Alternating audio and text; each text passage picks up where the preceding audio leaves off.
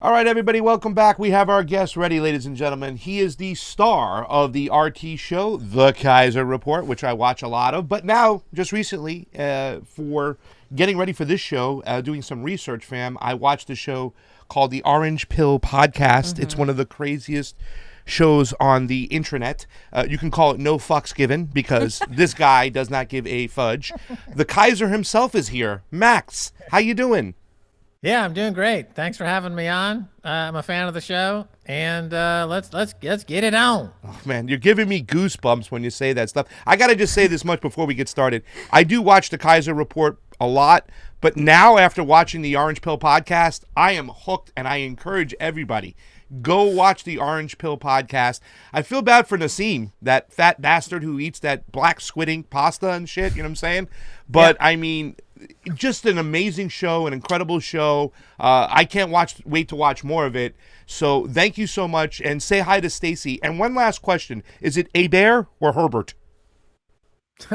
Herbert. Told ya. I just lost a bet. I Thank just you. lost 1/20th of a Bitcoin on that one. So, fam, why don't you start us off? All right. So we're going to start with the basics here, because many people might not really be introduced into Bitcoin. So what gives Bitcoin its value, and what was the initial purpose of Bitcoin? Right. And before I start, I just wanted to frame this a little bit by saying that just Bitcoin should be of particular interest to anybody who identifies as the working class or progressive.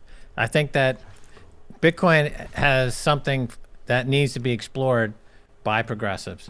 But to get into your question about what gives Bitcoin value, you know, this is in 2009 was the culmination really of 20 years of research by computer scientists and programmers looking for how to create digital, absolutely scarce synthetic digital gold, right?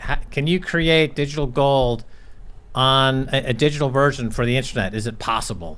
And there were many attempts to do this. I myself was involved in something in the 1990s called the Hollywood Stock Exchange, which is a company I started. I was a CEO for a while, and I have a patent on a digital currency, patent number 5950176. So it's a digital currency, and there were many at that time as part of the gaming industry. In the gaming industry, it was big when the internet first started, and there was a lot of different attempts at creating gaming currencies. The difference being that in a gaming currency environment, and really it's true for many environments where you have people talking about money and currency, is that it's centralized. And every time you have a centralized entity controlling the money, there's a possibility that that central entity can corrupt the money. And so certainly in the gaming environment with a digital money, you know, that's the reason you wouldn't have World of Witchcraft magical swords. You know, you couldn't go to your local deli and buy a sandwich with it. It couldn't come out of the internet because nobody would trust that the people who were behind it wouldn't just print gazillions of them and destroy it, right? There has to be some integrity. That's why, you know, dollars carry serial numbers. And there's anti-counterfeiting technology in dollars. Right? Counterfeiting is a no-no. And so anyway, the quest continued. Like, how is it possible to create something that you can't counterfeit it, and it's absolutely scarce, and you can use it as real money like you would use gold on the internet? So finally in 2009, the Bitcoin protocol was launched onto the internet. And this was the beginning now of a new era in money. It's an absolutely scarce digital synthetic commodity, and so it's backed, I guess you could say, by the same thing that backs any form of money principally, is its scarcity, right? Scarcity drives valuation. That's why throughout history you have the reason cowrie shells were used as money for a while is because where they were located in that area of the world is because they were scarce. Beads, have been used as money, and crafted beads have been used as money because they're relatively scarce. Gold is definitely, it's relatively scarce. You find it all over the world. It has other attributes like it's portable, it's fungible, it's divisible, but it's scarce. It's the one element on the periodic table that has all of these various attributes that make it good money. Aristotle said it was perfect money, and others have said throughout history they like the gold as money for those reasons. And so then along comes Bitcoin, and it makes the bold claim that it does everything gold does and more, but it's digital. And so for many years, I got involved in 2011 when it was $1. And having had the gaming experience that I had, I immediately started to get into it and buy it and talk about it. And on the Keiser report, we've been talking about it for years now. We have millions of viewers all over the world, and a lot of people got into it. And so after a few years, it started to catch on, and people started to understand that, in fact, it can be used as money for these reasons. And it has some really fascinating characteristics that you don't have with either the US dollar or gold. For example, it's unconfiscatable. So the Bitcoin that I own is behind the wall of encryption that's impenetrable. No government, no corporation has access to this. Number two, it's uncensorable. So you and I can transact with Bitcoin and you don't need a third party. We don't need, there's nobody that can stop it. Twitter, a corporation, Google, it's uncensorable. Nobody can stop us from transacting using Bitcoin. In that respect, it's similar to P2P file swapping you have with the music industry and the Pirate Bay and things like that. There's just totally distributed network of computers that hold copies of all these files, and there's no way to attack it. Because it's replicated in innumerable places. It's the list goes on from there. So to the short answer to the question is that it's backed principally by its scarcity, and this is important in a world today where you have central banks really going crazy printing money. So in the United States, in the last 18 months, more than 40% of all the money that's ever been created in 240 years of American history was created. I mean, literally, they're hyperbolically off the charts printing the money. Mm-hmm. Yeah. And so that debases the value, mm-hmm. right? It's supply and demand. If you keep printing something, it debases the value. So that's why you have things like Bitcoin going up the way it is, but also you see the same assets, as they're called. You have fine art. You have, East Hampton homes, the assets that are held by the top 1% are all zooming up in value because of all this rampant, out of control money printing. And so people are protecting themselves from this now with Bitcoin. And we see it a lot in the Gen Z and millennials who are already native to the internet. It's very natural for them to buy Bitcoin and not really go into gold, because the gold is seen really as, old fashioned. Yeah. Well, Max, my mom is watching the show today, and to get her to invest in Bitcoin is like pulling teeth. Her money manager, she has so much money in the market, and she refuses to really give me a decent amount of a big chunk of change to put into Bitcoin. I tell her it's still early, and when I try to explain to her the way it gets its value, is not just the scarcity in which it's created, but the fact that other currencies are putting into it in exchange for the Bitcoin. Is that also a proper way to explain the way that Bitcoin gets its value from other global currencies swapping out for it, or am I missing the point there? Well, what you're describing there is, supply and demand. So what's the demand for Bitcoin?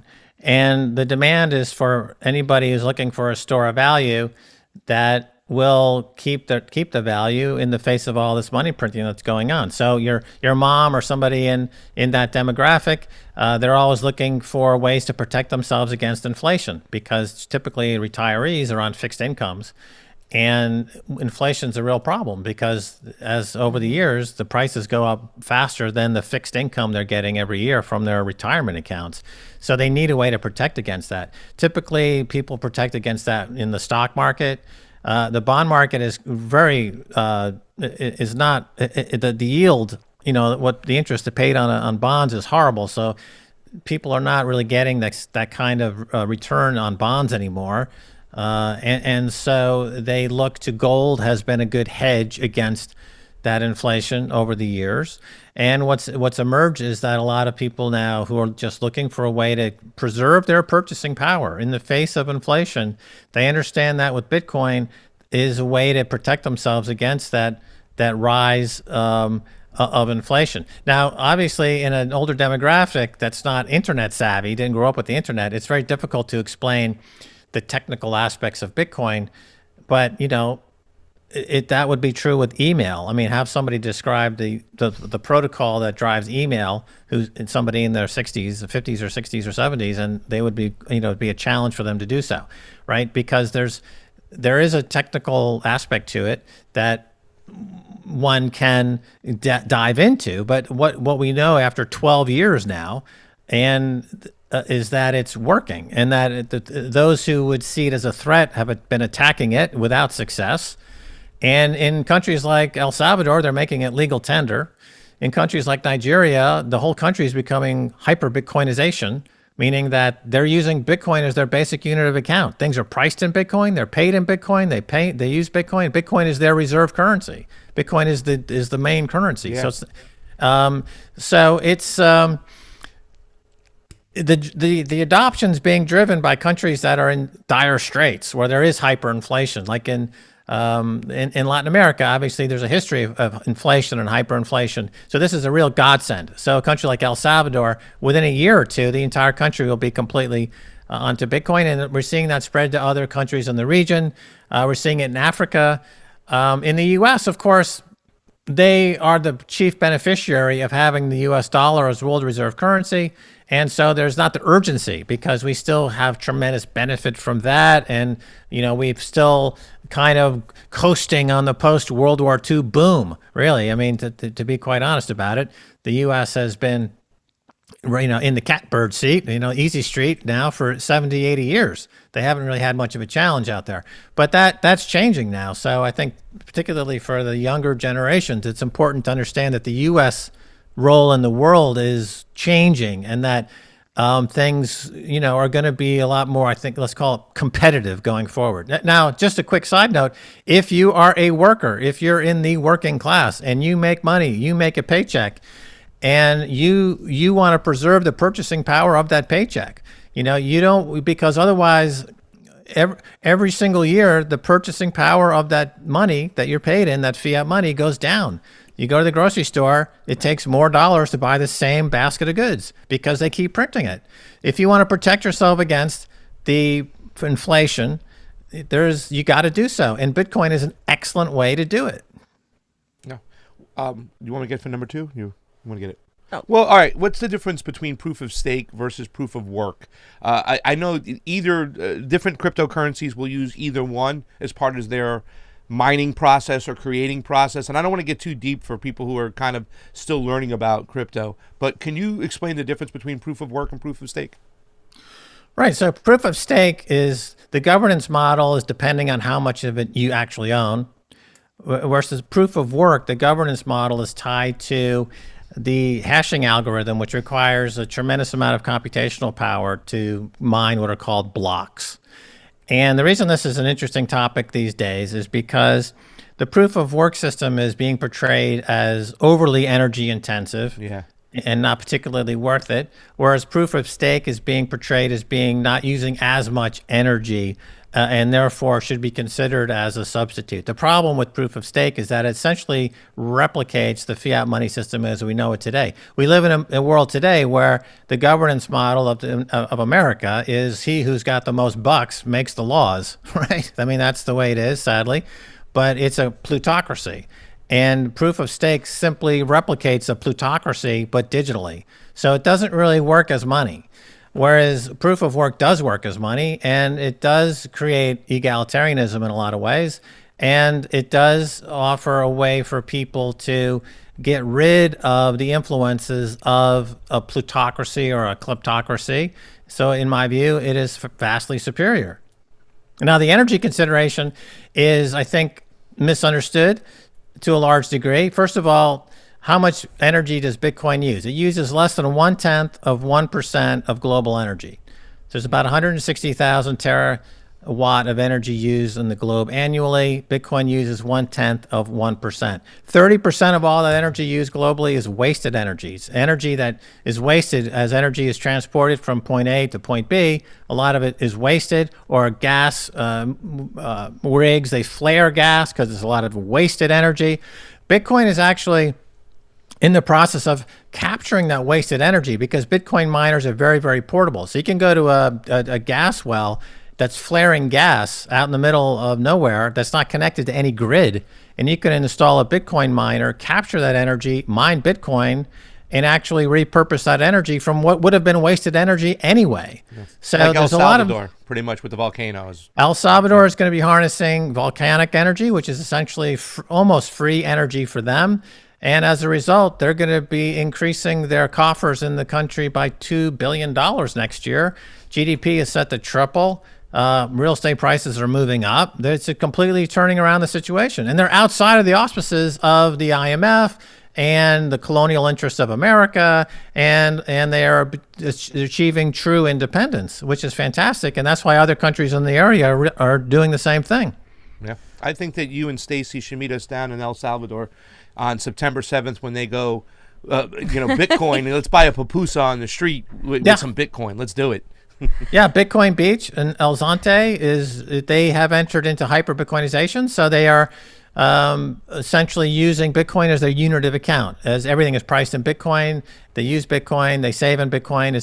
And for a country like El Salvador, they don't need to have a central bank. They don't need to rely on the IMF because Bitcoin comes with its own monetary policy. So kind of outsourcing your monetary policy to Bitcoin protocol, where it's built in algorithmically into the protocol, the monetary policy of every 10 minutes we get new coins. Yeah. Every 4 years, the amount of those coins is cut in half. And this goes on for the next 100 years. And so it's a way to, you save on all the infrastructure and bureaucracy of having to have a central bank. Because central banks, you don't need a central bank. You don't need the Federal Reserve Bank. You don't need the Bank of England, Bank of Japan. These institutions are obviated, obsolesced by Bitcoin. Does the difference between proof of stake and proof of work determine what a shitcoin is? In my view, the problem is between decentralization and centralization. So Bitcoin is really the only true decentralized coin. Everything else, including Ethereum and all the proof of stake coins and every other one of the other 10,000 coins, are all centralized, either absolutely centralized or relatively centralized. And when you have like Ethereum is a very popular coin, but it's centralized in that instead of having thousands of nodes around the world running the network independently of each other, giving it some robustness and anti-fragility, instead you have nodes running on like Amazon servers and clustered in easily reached, easily hacked locations, and it can be turned off. Now that the government is getting, quite agitated about Bitcoin, it seems, they're going after this industry, and the only coin that they can't touch is Bitcoin. Every single one out there they can attack, and they will attack because they're on the warpath, and they're going to take them all down, in my view. And they can easily take them all down because they're centralized. You just call up, the people that are running it, and you go from there. So Bitcoin is the only one that's actually truly decentralized. Everything else is kind of pretending to be Bitcoin, but they failed. Nothing has come close, not remotely close. And now that we're going to see a migration, in my view, from all those thousands of pretenders, they're all going to drop down to zero, basically, and that capital is going to flow into Bitcoin, and that'll be another boost into the demand for Bitcoin. Johnny, do you want to ask something? Yeah. Hey, Max, this is Johnny. I engineer the show. Hey, Johnny. So in the infrastructure bill, they added something about Bitcoin. I don't know if you can explain a little bit on that. It looks like they're trying to acquire information of people who are purchasing cryptocurrency, is what it seems like. Right. So the infrastructure bill, which is now circulating in Washington, they decided to put in some language pertaining to Bitcoin and crypto. So this is one of those interesting things about the way laws are made in America. It doesn't really pertain to infrastructure as such, but they decided to put it in there anyway. So the government is now on alert that Bitcoin is challenging the way America operates its economy, with the center being the Federal Reserve Bank, and politicians are starting to fight it. So this is the first major political attempt in the Senate we've seen where now there's a fight between those who are pro-Federal Reserve and paper money versus Bitcoin. So the bill is trying to label different aspects of the infrastructure as a broker and therefore qualify for various disclosure. And they're trying to go on this very broad stroke approach, nothing specific, nothing technical, just very, very broad language, trying to just get as much as they possibly can without really thinking deeply about what they're doing. Interestingly, the language seems to have a carve out for Bitcoin. It seems to attack the altcoins. It says in the language in the bill that, well, actually, Bitcoin is something that we can't do much about. The genie is out of the bottle. But let's go after DeFi. Let's go after proof of stake. Let's go after these other altcoins, which is they're setting that up, and that's probably what they'll do. But at the end of the day, it doesn't impact Bitcoin because Bitcoin is a global market, and it's, I always say that governments don't ban Bitcoin. Bitcoin bans governments. If the U.S. is stupid enough not to get into the Bitcoin game now, and even though, as Senator Cynthia Lummis has said, it's late in the game. The U.S. is lagging at this point. If they really want to take that route and be laggards in the 21st century and let these other smaller entrepreneurial countries become dominant in the 21st century, I mean, that would be a terrible move that they could make. But hopefully they'll come to their senses.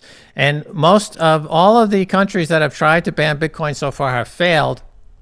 And what we're seeing is a pattern of capitulation followed by a reversal. So they actively want to get into the mining of Bitcoin. They want to get into the storing and hoarding of Bitcoin. And that'll be the 21st century world war. Will be a hash war. Countries are going to be competing aggressively to get as much Bitcoin as they possibly can because it's the hardest money ever in history of humans, and it'll be the global standard. So it's like a space race of the 1960s. This is the hash race, which is materializing now. We see it. Different countries are starting to enter the fray. The U.S., like they were late to the space race, they are late to the hash race. But if they focus and they get into it, I hope the U.S. does, and they can do great. But they have to change their mindset. Yeah. Well, let's digress really quick back to the technology of some of the shit coins, because we're here doing the show. We've been demonetized on YouTube now for like 6 months. The way we make monetary gains is with this platform called Rokfin, which has the Ray token, and the Ray token is part of the Ethereum network. Now, isn't the technology of crypto useful too as well, though? Not just the fact that Bitcoin is the best monetary system, but when you look at stuff like the blockchain, we're election junkies. Can't the technology be used for other things like Ethereum and Matic for the future? Because if we can implement an open source blockchain technology into the tabulations of our elections, that is awesome. So won't some cryptos find a way to exist, even though the fact they are proof of stake? Right. They're not money. Yeah. So they're tokens that can be used interoperably in and out of fiat. The Rokfin model is, I'm familiar with it, but again, it's built on Ethereum, and Ethereum is not secure and it's not stable. Nobody knows how many Ethereum there are. There's never been an audit. It's highly centralized, and transactions have been reversed. And like just this past week, we had a major hack. $600 million were stolen from an exchange, Poly something, that's built on Ethereum, and Ethereum is part of the network. And that's been the history of Ethereum. It's basically a gateway to scams. It's like every single major scam is built on Ethereum. That's the primary use case, is for scams. But I understand that. I mean, okay, can you streamline voting? Can you are there applications? Yeah, that's it's basically there's nothing different than a spreadsheet. It's a spreadsheet. It's a glorified spreadsheet, and you can do a lot with a spreadsheet. And there's a lot you could do. The problem is that, okay, let's go to Washington, D.C. and say, hey, you know what? We've got this spreadsheet enabled, quote unquote, crypto, and we're going to make voting absolutely secure and unambiguous, and it's going to be a vast improvement. And they'll look at you like, yeah, but the way it works here is we're elected because the voting is fraudulent. That's why we're sitting here, right? We don't want a good system. So then you have to say, well, because the government is basically is dysfunctional for a lot of reasons. You can get into it because it sits on top of paper money that's garbage. So, change the money first, and then you'll see incentives within the economy change. You'll see the politics change. You'll see people's attitude change. You'll see a lot of things change if you have Bitcoin as the standard, which is real money that audits itself every 10 minutes. It's self-auditing every 10 minutes. Every transaction in the entire Bitcoin history is audited. And this goes on TikTok new block. That's essentially what a block is. It's the result of auditing every single transaction that's ever occurred ever since January 3rd, 2009, and it's totally transparent. Anyone can see it. So if swap that out for fiat dollars, for paper money, and then you have a substantial change in the economy, as well as everything connected to the economy. And you have the Bitcoin community are a community of savers, not a community of spenders. That's very different. I grew up in the 80s, so it was always about, 70s and 80s, so it's always about shop till you drop, conspicuous consumption, lifestyles of the rich and famous. If you talk to Bitcoiners who are in their 20s and 30s, they're like, I'm selling my chair to buy more Bitcoin. I'm frugal because I want more Bitcoin. Now think about that. Ben Franklin said a penny saved is a penny earned. You can't have a working economy. You can't have a capitalist economy without capital, and you can't have capital without offering people a return on their savings, and you can't have a return on your savings with interest rates by the Federal Reserve are zero. Interest rates at zero or near zero is essentially an act of financial terrorism. I'm not trying to be glib here. In my view, it's an act of financial terrorism for the Federal Reserve Bank to keep interest rates down to where they are, near zero. That's saying the value of your work is worth zero. The value of your savings are worth zero. Your value is zero. Okay, that's the message from the Federal Reserve. Okay, are we as Americans going to take that? Are we really going to take that insult? That's outrageous. Jonny, did you want to ask a question? Go ahead. Are there any possibilities in which Bitcoin can actually be controlled or manipulated? I myself imagine like martial law being put into place and Bitcoin assets being forcibly seized in a worst case scenario. In scenarios I was just thinking about, right? And I don't think the empire is beneath that. I also see them like spending trillions of dollars to come up with a way to disable electronic networks, but I guess the ledger could be saved on people's hard drives. So do you see any possibilities in which Bitcoin can actually be controlled or manipulated by the government? No, you can't seize Bitcoin. It's unconfiscatable.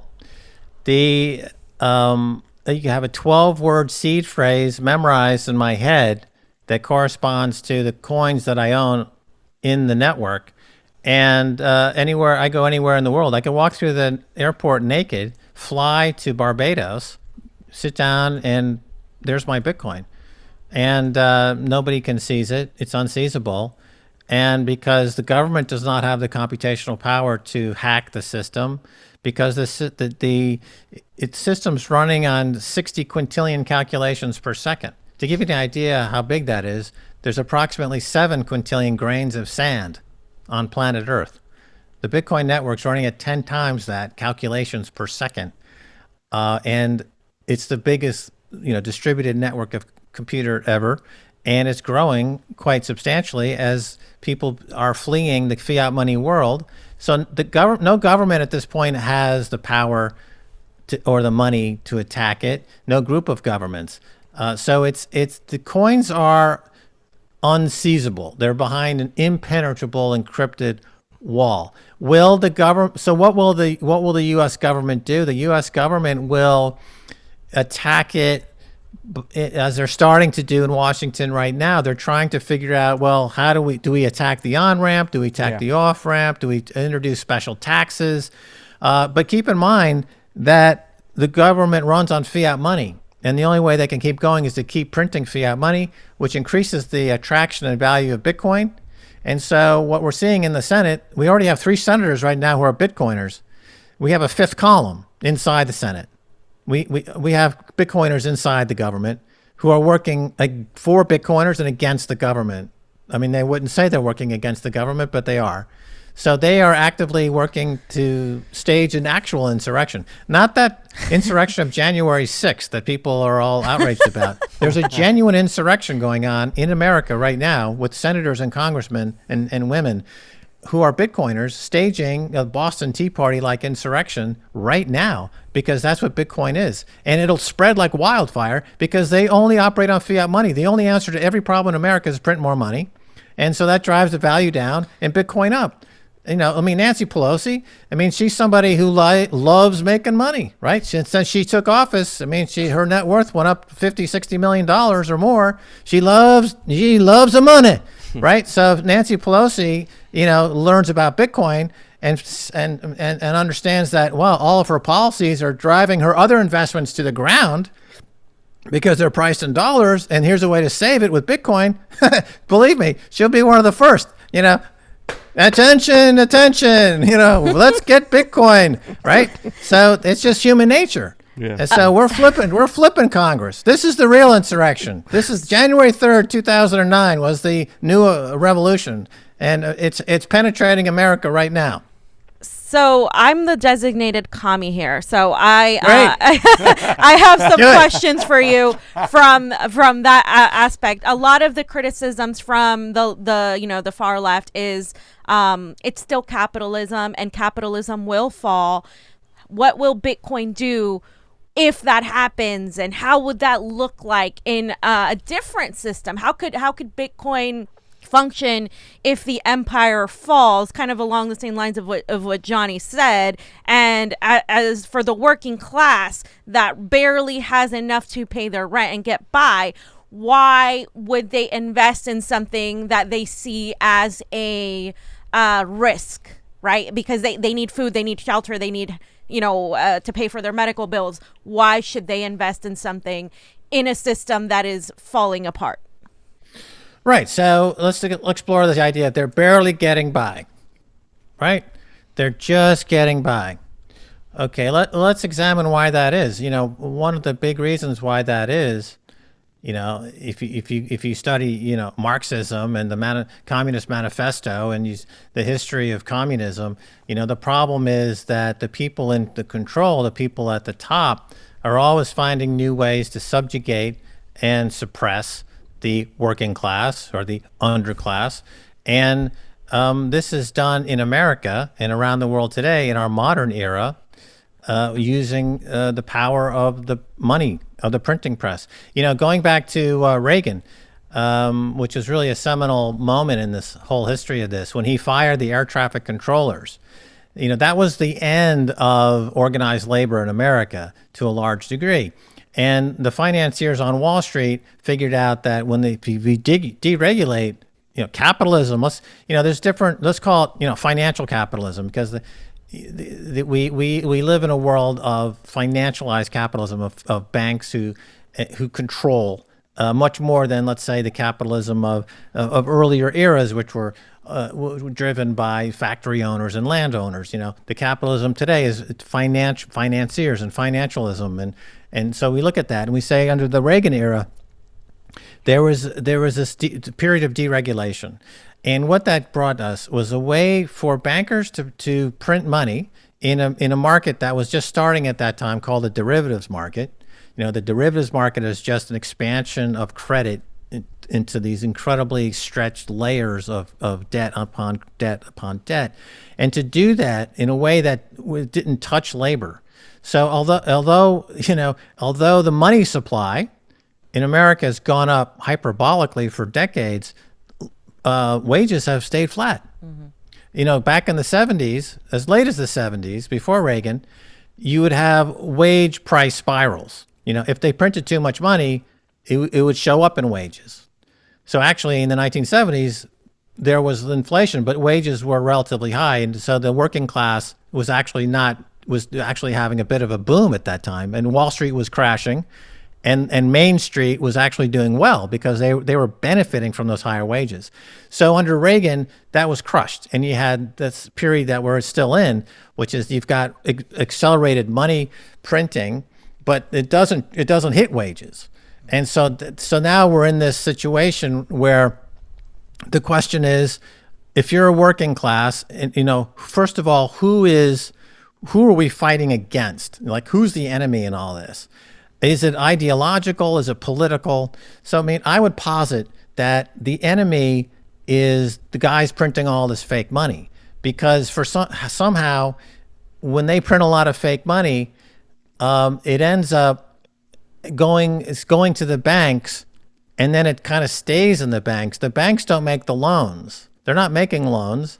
And they end up just giving it to their friends who are buying penthouse apartments on Park Avenue or Hamptons Estates or Fine Art, et cetera. So it's a problem of distribution, and this is called the Cantillon effect. There's actually an economic term for this in terms of how money that gets printed is not distributed, and we know it for a fact. If you look at something called the money velocity chart, it shows you how fast money is circulating.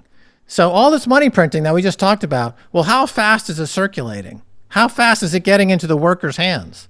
The answer is that chart is almost at zero. For the last 20 years, it's gone straight down.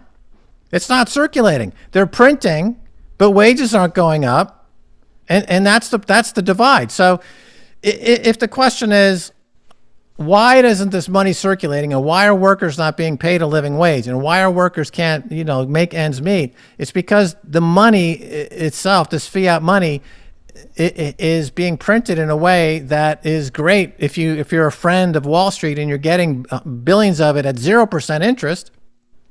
Yeah. You're making out like a bandit. You've got assets that are going up in value, and you can borrow against those assets at almost 0% cost and buy more assets, right? So the problem is, for the working class, the problem is the central bank. That's the problem. And so the people on the left, the people in the Democratic Party, the people, the woke folks, the AOC, they're not talking about the central bank. They're not talking about the central bank. As a matter of fact, they're talking about they need to print more money, right? They're saying we need more debt, more rent relief. We need more of this. Well, all that money printing is just, you get a little sugar high, but it causes inflation, and you lose in the end. You're going to lose more in the end because the cost of food and energy is going to be higher than the sugar high of getting that immediate stimulus check from the government. The government check doesn't mind sending you all this funny money because they're the ones who are buying in the assets that are used as collateral that they can use to build these enormous portfolios. So that's my answer. My answer is, what's a communist? What's in it for communists? Here's my pitch to the communists in the audience. If you want workers to get adequately compensated for their work, you need to go from having this fiat money, infinitely printable garbage cash dollar to something that's going to hold its value over time going forward. You want to be paid something that is going to hold its value into the future. No worker would argue against that.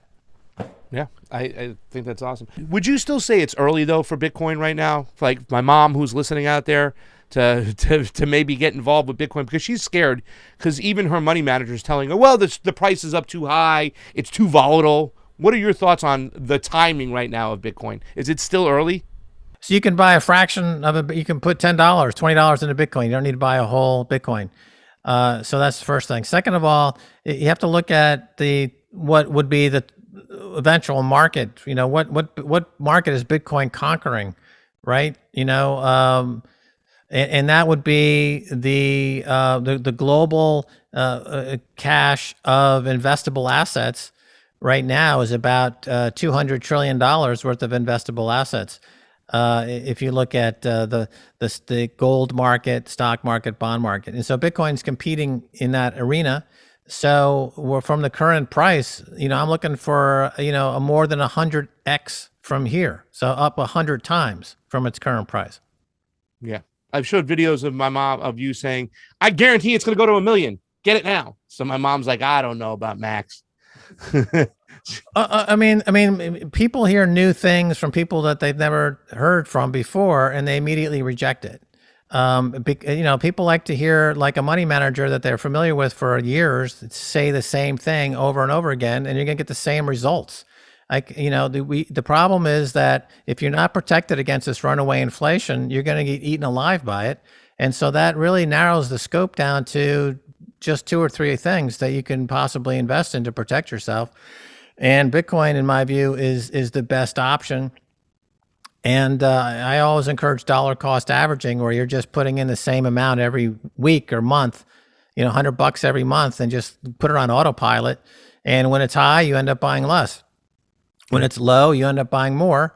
So over a year or two, you get a good average price.